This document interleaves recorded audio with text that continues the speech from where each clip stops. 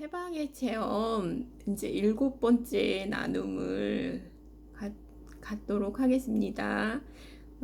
이 부분은 이제 복음의 목적이라고 하는 정상적인 그리스도인의 생활 14챕터의 복음의 목적이라는 부분이고요. 이 책의 마지막 부분이거든요. 마지막 챕터거든요.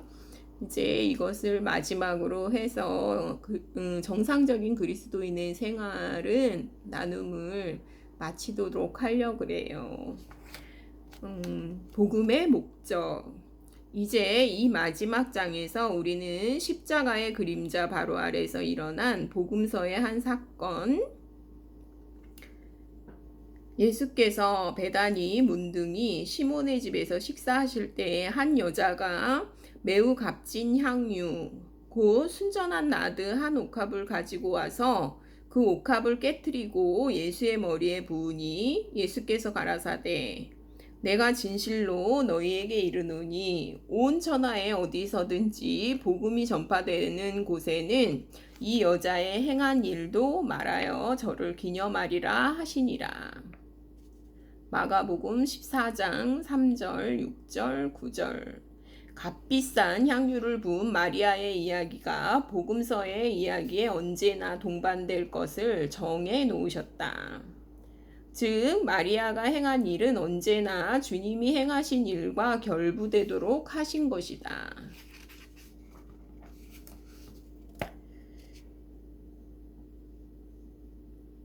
마리아는 그의 귀중한 재산 중 300데나리온의 가치에 해당하는 향유가 든 옥합을 가지고 와서 그 모두를 주님을 위해 사용했다. 마리아의 처사가 낭비였다고 일반적인 불만을 표시하는데 유다가 주동이 되었고 다른 제자들은 그를 지지하였다. 그럴 때 주님은 이렇게 말씀하고 계신다. 그 여자를 괴롭게 하지 말라. 그러므로 우리는 괴로워하지 말자. 사람들이 제멋대로 말할지라도 우리들은 주님께서 그것은 선한 일이다. 모든 참된 일은 가난한 자에게 행하는 것이 아니라 나에게 행하는 일이다. 라고 말씀하신 이 토대 위에서 서 있을 수 있다. 일단 우리의 눈이 뜨여 주 예수님의 참된 가치를 보게 되었다면 주님을 위한 과분한 헌신은 없는 것이다. 사람들은 물론 최소의 노력으로 최대의 효과를 얻으라 하고 세상 사람들은 말한다. 그러나 당신이 가만히 앉아서 많은 일을 하지 않으므로 인생을 허비하고 있다는 많은 사람들이 있다. 그렇게 말하는 그들의 모든 생각은 유용성에 있다. 모든 것은 그들이 이해하는 방법으로 충분히 사용되어야만 한다.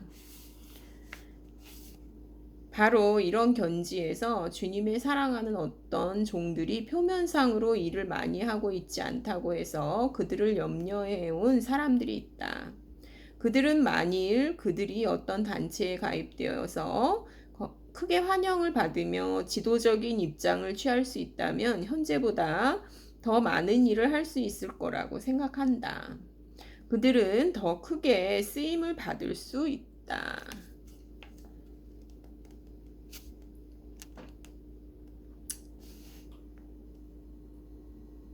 주님께서 그 사랑하는 자들을 얼마나 크게 사용하고 계셨는가 하는 것은 나중에 깨닫게 될 수도 있다.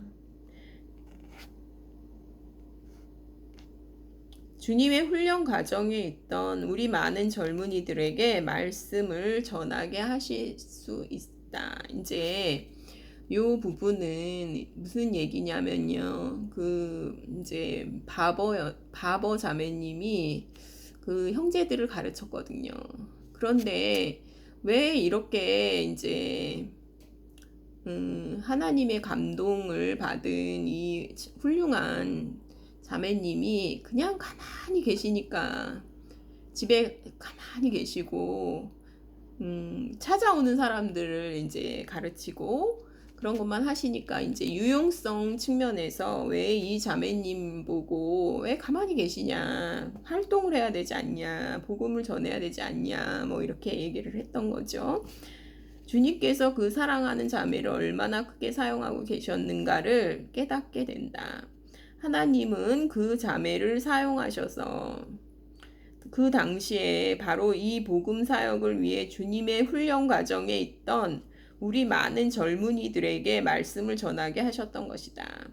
나는 그 자매와 그의 삶이 우리에게 미친 영향력에 대해 하나님께 아무리 감사를 해도 여전히 아쉬울 뿐이다. 어찌만 일을 양육을 하셨죠.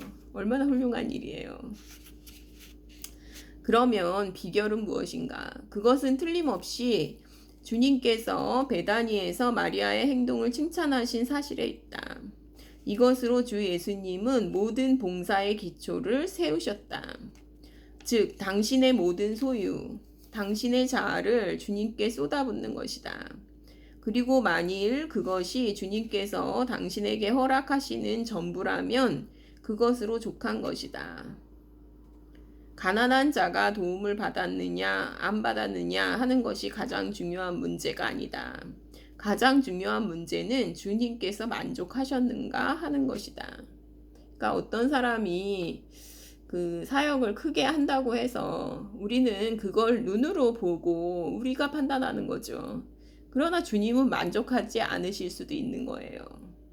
그러니까 우리 눈으로 결과를 보려고 하는 거, 그게 죄죠. 그러니까 주님이 만족하시는가가 중요하거든요. 주님에 대한 봉사는 보이는 결과로 말미암아 측정되는 것이 아니다. 주님이 가장 바라시는 것은 우리가 주님의 발 밑에 있고 주님의 머리에 기름을 바르는 것이다.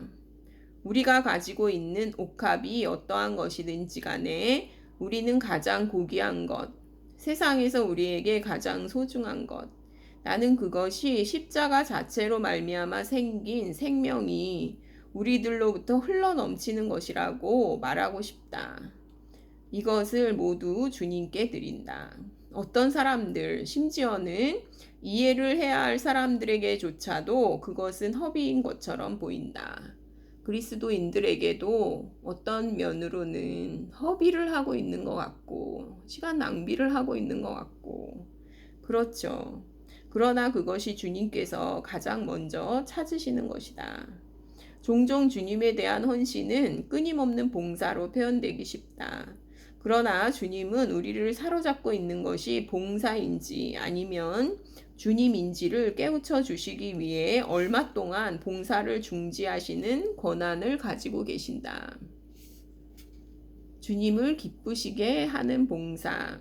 온 천하에 어디서든지 복음이 전파되는 곳에는 이 여자의 행한 일도 말하여. 마가복음 14장 9절. 왜 주님께서 이런 말씀을 하셨을까? 복음은 이런 결과를 가져오기 위한 것이기 때문이다. 그것이 복음이 존재하는 목적이다. 복음은 단순히 죄인들을 만족시키기 위한 것만이 아니다. 그러나 그들의 만족은 복음의 복스러운 부산물이요 제1의 목표가 아니라고 우리는 말할 수 있다.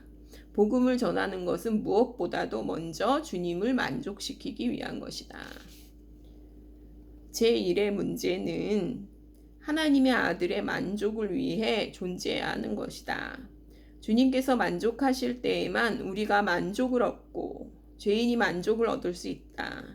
나는 지금까지 주님을 만족스럽게 해드리고도 자신이 만족을 얻지 못한 사람을 만나본 일이 없다. 그러니까 제1의 목적은 주님의 만족이라는 거죠.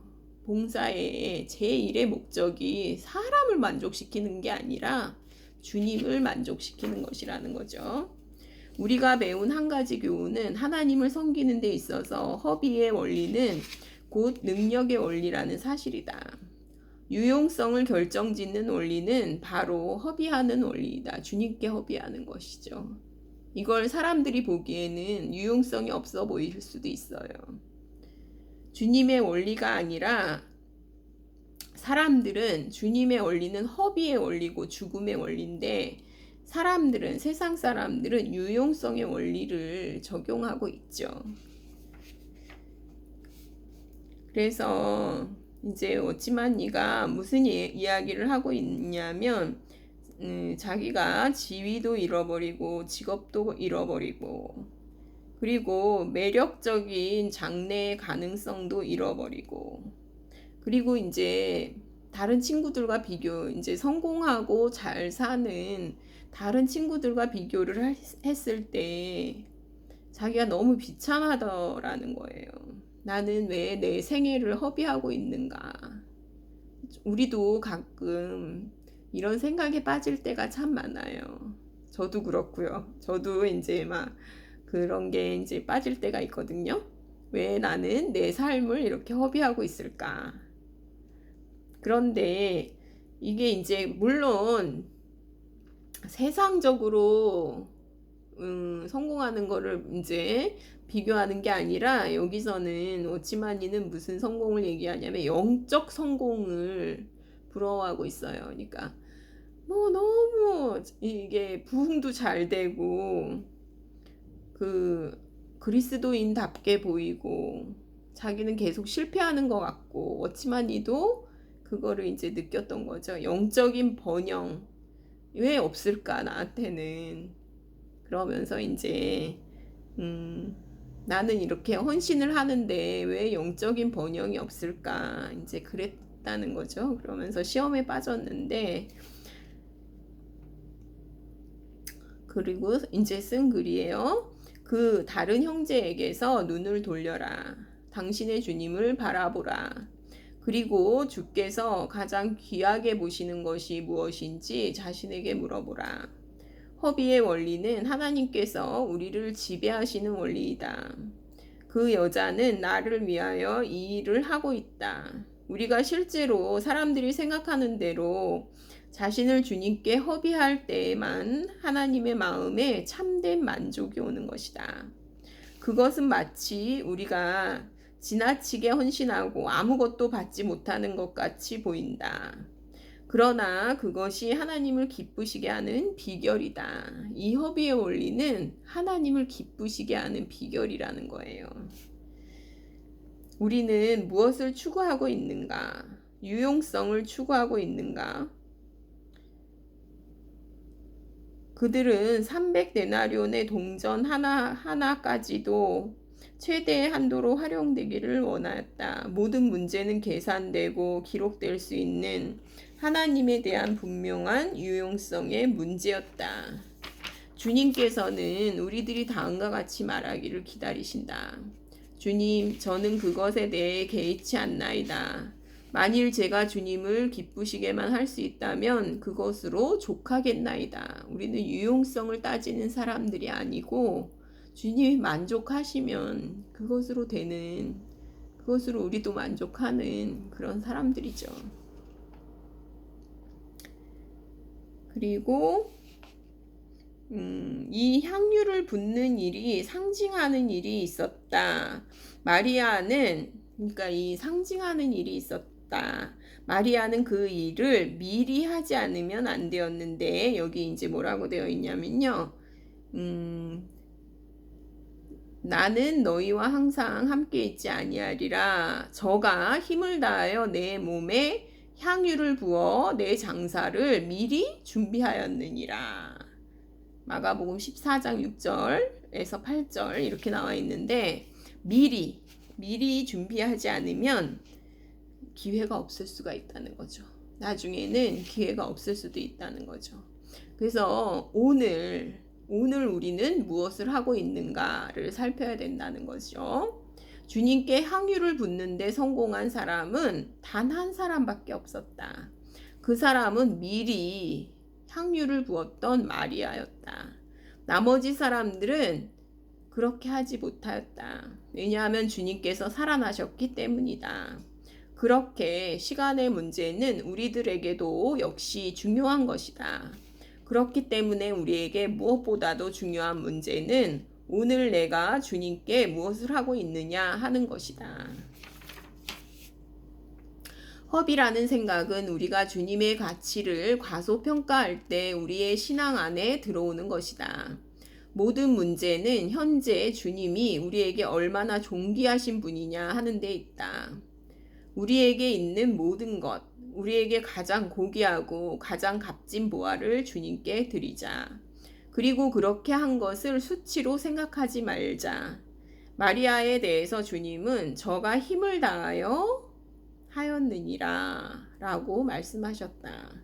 주님께서는 우리가 힘을 다하여 하는 일이 아니면 우리들로부터 오는 그 어느 것에도 만족하지 않으실 것이다. 주 예수께서 우리 안에서 찾으시는 것은 주님 발 앞에 놓여진 삶이다. 그리고 그것은 주님의 죽음과 장사와 미래의 날을 바라보는 것이다.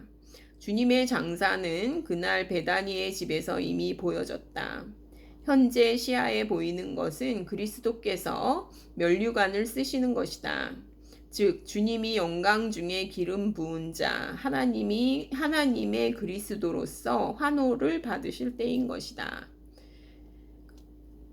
그때에 우리는 우리의 모든 것을 주님께 쏟아부을 것이다. 그러나 우리가 현재 주님께 물질적인 향유가 아니라 우리의 마음으로부터 어떤 값진 것을 쏟아붓는 것은 참으로 고귀한 일이다. 그 옥합이 상징하는 것은 깊숙한 데서 캐내어 가공하여 만든 것이다.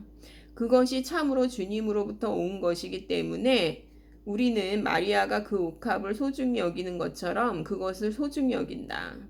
우리는 그것을 깨뜨리려고 하지 않는다.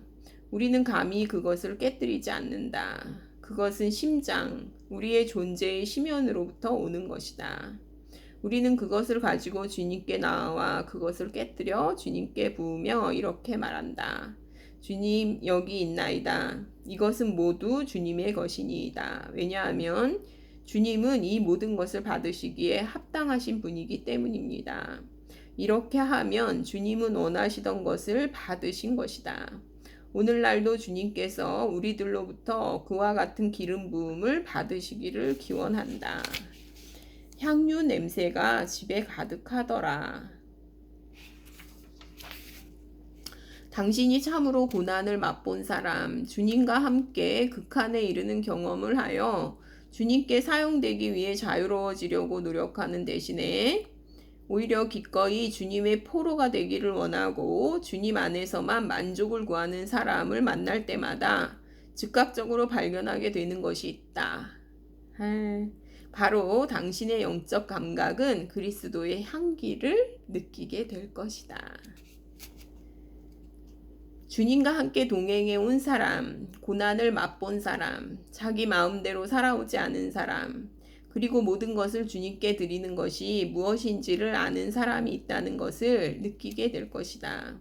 그와 같은 생애는 가마를 주며 그 가마는 기갈을 일으키고 그 기갈은 사람들을 격동시켜 하나님의 계시로 말미암아 그리스도 안에 있는 삶의 충만함에 이를 때까지 계속 갈구하게 만든다.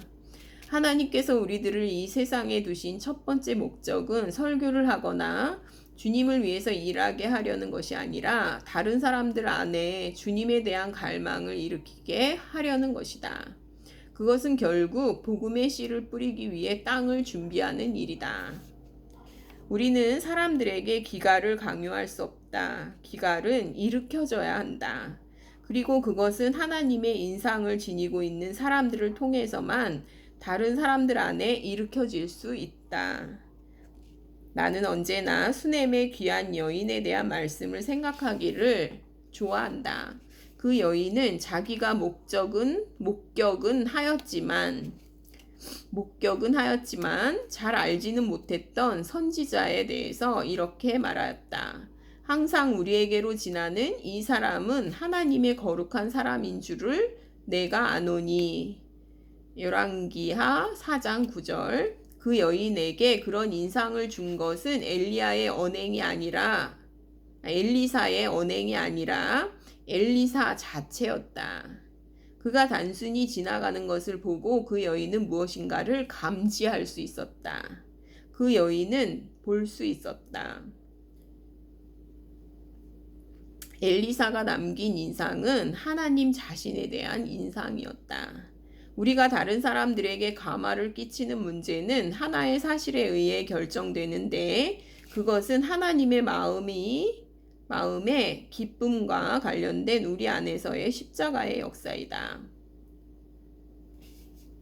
그리스도의 향기를 나타내고 다른 사람들의 생애 가운데 기갈한 마음을 일으켜서 그들로 하여금 주님을 알게 하기 위해서는 먼저 기꺼이 주님께 모든 것을 맡기고 모든 것을 깨뜨려 주님께 쏟아부어야만 한다. 이것이 내가 생각하기에는 가장 중요한 것이다. 주님을 위해 허비된다는 것은 참으로 복된 일이다. 우리는 하나님께 허비된다는 것이 무엇을 의미하는지 모르고 있다. 우리는 항상 쉴 새 없이 활동하기를 좋아한다. 주님은 때때로 우리를 감옥에 가두기를 원하신다. 사도들의 전도 여행에 관하여 생각해보자. 하나님은 과감하게 그의 가장 훌륭한 사도들을 감옥에 가두는 일을 하셨다.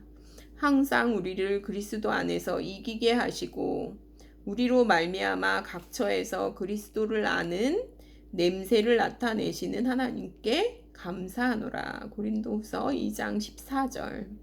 향유 냄새가 그 집에 가득하더라. 요한복음 12장 3절.